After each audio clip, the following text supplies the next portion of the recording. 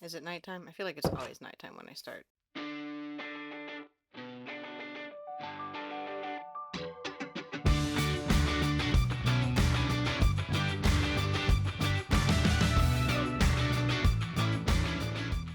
Hey there, y'all. I'm Spiral, and welcome on back to my channel. Today, we're doing something pretty big. Like the biggest thing I've done ever so far in this world, and I'm super excited for it. We are going to be building this entire area, which I know doesn't seem like a lot, but there's gonna be more. I promise. It's gonna be great. So I normally like to try to go on like some kind of an adventure, get something done, something, away from base. But with how big this project is, I'm just gonna start it. We need to do a lot, and I mean a lot of resource gathering. So we're gonna go gather a lot of resources first, and then once that's done, I'm gonna kind of walk you guys through what I'm building and my thought process behind it, and it's gonna be really great. I am gonna have to go get more parrots. I don't want to, but they had such a nice touch. So let's go figure out what exactly it is that we need and how much of it I've got down here. Probably not a lot. Okie dokes, guys. So we had to get so much stuff for this build. Like, oh, so much. I ended up over collecting a lot of stuff, and honestly, I didn't even really need coral for this one, but I was there, so I grabbed some anyway. Bamboo here was one of the things that I over collected on. I did not want to have to come back for more later. The melons are just, decoration blocks. They're not really good for anything. I did end up collecting so much wood for this project, like an absolutely crazy amount between the wood and the leaves for various different types of trees. I went through probably like 16 or 17 shears. I did opt to go back to spawn to collect some of this dark oak just because I didn't want to make a little like farm for it in my front area. But of course I did it for the mangrove because there's nowhere else nearby and it sucks. Azalea, of course. We love azalea leaves, so I had to go and collect some of that, and I ended up using the oak wood that I got from the azalea leaves for some parts of this project as well, so that all worked out here. And then after I finished with the oak, I went and grabbed some spruce, and all of the wood you see in this project is not logged. It's the wood variant of it, so it takes a lot of material just to make one log, one piece of wood, And then we had to go to the nether and grab some of this stuff, or not go to the nether, but And then of course wrapping it up with some moss.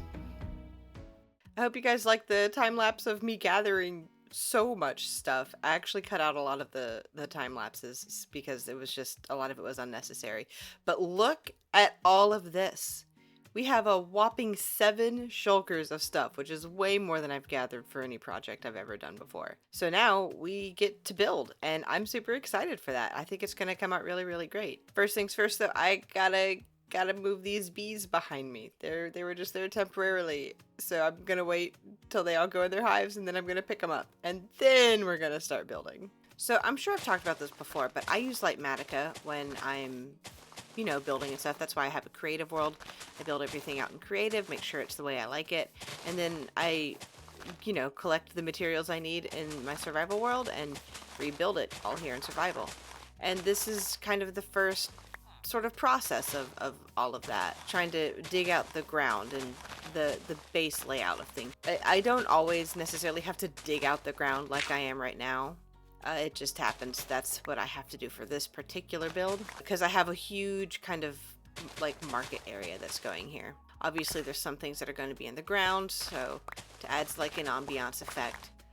And it all comes together in the end, but it does look it looks pretty messy. And that giant red thing you see, if you're not familiar with Lightmatica, that's part of the blueprint. So when I dig up one of these red blocks, whoa! So when I dig up one of these red blocks, that tells me that in the Lightmatica blueprint, something else is supposed to go here other than the grass block that is currently there. And if you look up in the top right hand corner, it says schematic, and then it shows what's supposed to be there. So in the schematic, this is a podzol block, and look at that, it's a podzol. So that's just kind of what the purpose of the the schematic is and the red that we see here on the ground. I just find it very useful and helpful when planning out to have an idea of what I want in my official real survival world. So I take care to make sure that what I see in my creative world is exactly what I want to see in my survival world. And that's kind of part of why it took me so long to get around to doing this part of the build. I've had this area empty for so long, and I knew what I wanted to go here, but I wasn't sure how to execute it. But I'm finally at a point with this build where I know exactly what I want to go here. I know exactly how I want it to look, and it's going to look great. I just needed to really sit on it and think on it for a while before I could, you know, put it down in block format, if you know what I mean.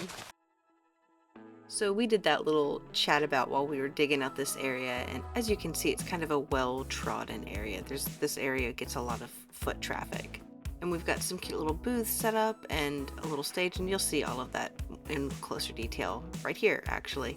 This is building, you know, just the little market stalls that go in this area, and each one has got a different thing it sells, a different theme around it. There's those melons that I collected earlier for the decoration purposes. But I really like how the stage came out. I think it was super duper cute. A little basic in some ways, but I mean, look at that. That's awesome. Alrighty guys, so here you can see the base of the market area. I'm super happy with how this looks. We've got a couple little stalls here. We have the stage. This was so cool. I found this guitar design online, and I can't find where I found it. It was on Google somewhere, but I loved it so much, so I kind of just incorporated it into the stage here. So this is supposed to be a mic, and like, I don't know, I thought this was like a drum set, you know, just a little jukebox. And then, you know, a dancing area here. And this is, I gotta get this grass out of here. But this is the little market area, and I'm really happy with it. I'm gonna quickly fix this and put it all back to dirt, and then we're gonna start on the next part of this area.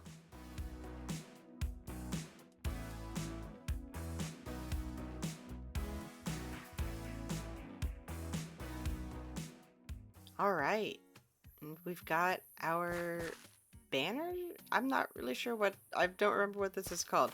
I had a name for it and my brain has deposited it elsewhere. But so this is our little market area, and it's really, really cute. I super like how this came out. It was a lot of trial and error, and frankly, I think this place really shines at night. I think it looks so good, especially with all of like the firefly particles everywhere. And even the sounds, you can hear the fireflies. I just love it. There's a whole bunch of firefly bushes buried around here to kind of give this effect. It's more prominent at night because I obviously have more firefly bushes around that get activated in the darkness, but there's always some kind of little particles around, which I love. But so this was the easy part of this build, the market area, and I'm super happy with how it came out. Now we get to do the part that took me like a week to figure out. So let's go. I'm excited for you guys to see it.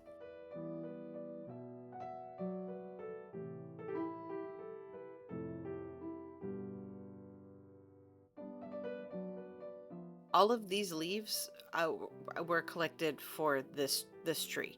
So, let's go. I cannot express how much I love how this tree came out.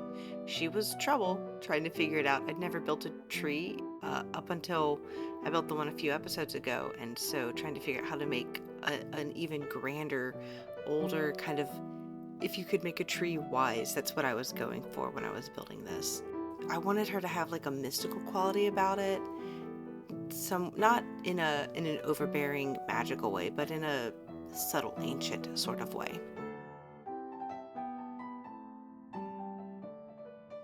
Oh, look at that. What a good place. I wish this were over just a smidge. I never noticed that the moon...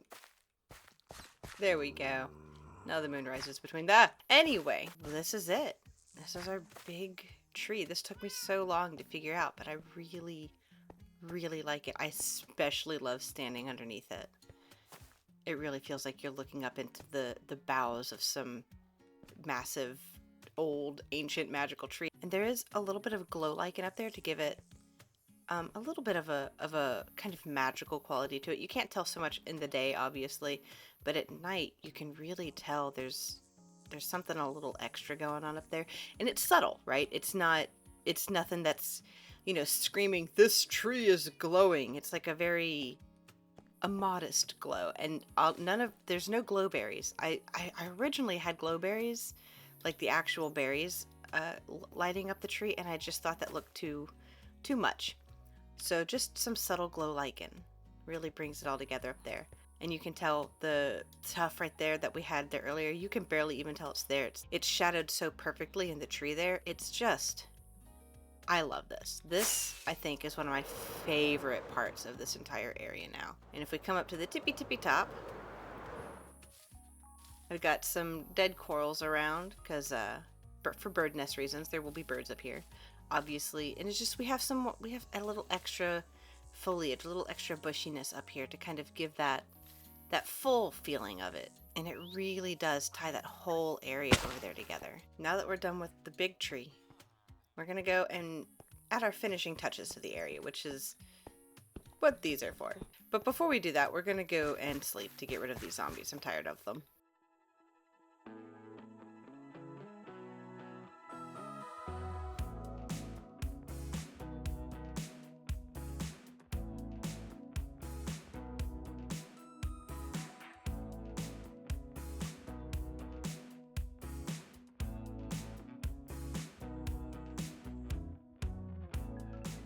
There we go. We got all of the foliage planted around, guys. It looks so good. I'm so happy with how this has come out. The trees, the big mother tree. Oh, I just love it. I actually have some little bitty things I want to do to finish off these stalls, and then we're going to be done, guys. This has been a big episode. We've done a lot this episode. So let's go get the stuff to finish off these, and then I guess we'll call it there. Let's go. All right, we need some of these. We'll need a few of these, some of these, and I think some of these. That should do it.